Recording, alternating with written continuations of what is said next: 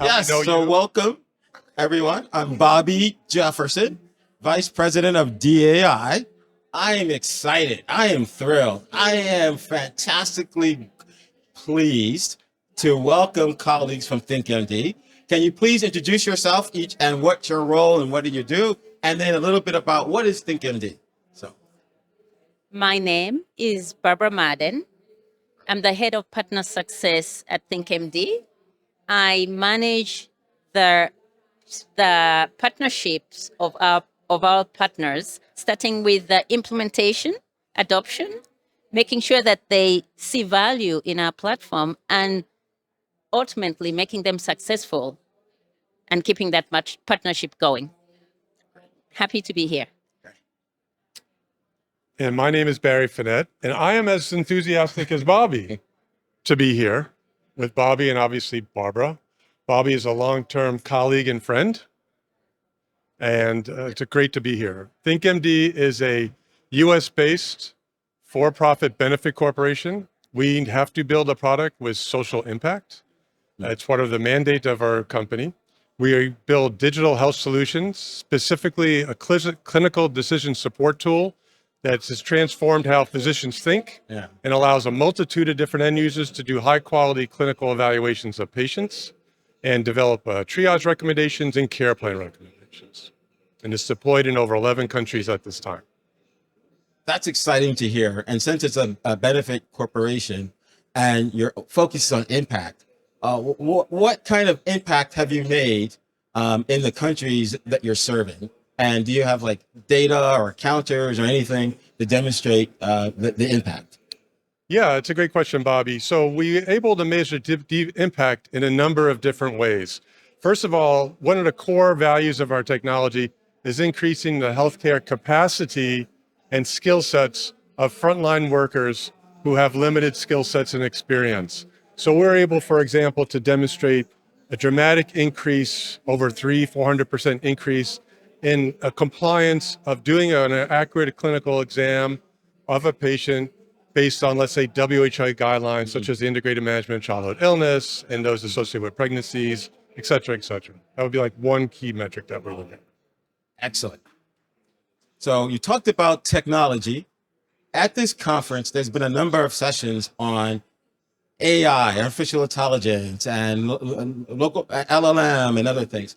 What kind of technology does ThinkMD use or has used for your solutions? That's a great question. So we were actually maybe one of the first, if not the first company, to actually use machine learning approaches and principles to develop a new type of clinical logic, as opposed to using a digitalization of a binary decision, which all these different guidelines and recommendations do.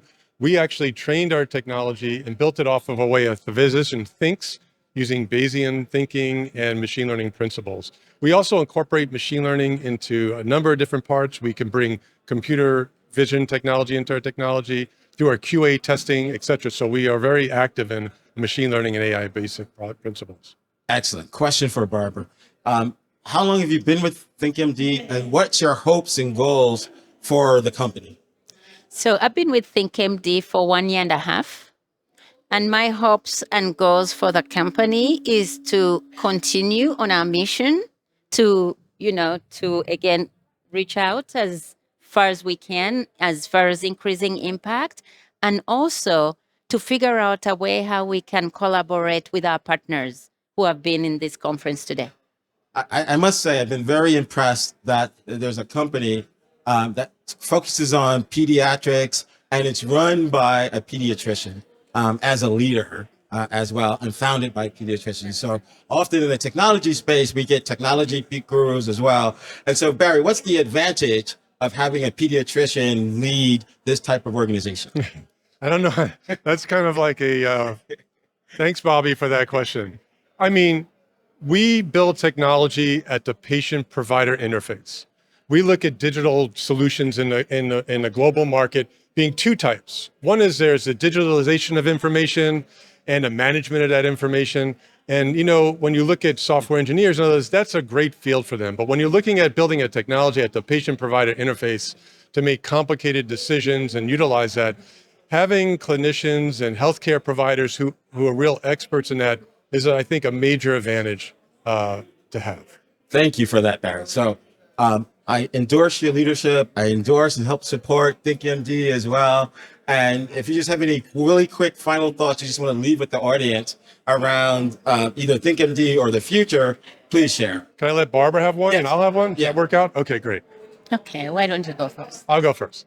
I think what I really hope out of the meetings like this and other meetings is that what gets lost here in the complexity of trying to do what everybody does here, it's all about the patient.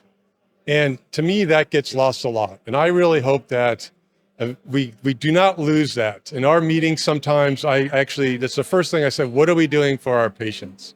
And we can't lose focus on it. I think that's really, really important because ultimately that's what we're trying to do, the beneficiary of our technology. And that goes actually to one of the points I had initially about collaboration, because if we think about everyone here, we all have the same goals and the same, we all want to improve access of care to our, to all underserved countries. We want to reach everyone and make sure that everybody gets the high quality of care. And so that collaboration can help, have that patient, think of that patient as number one. So thank you. Thank you, Barbara, for your leadership. Thank you, Barry, for your leadership. And thank you all for participating and listening and hearing about ThinkMD. Thank you.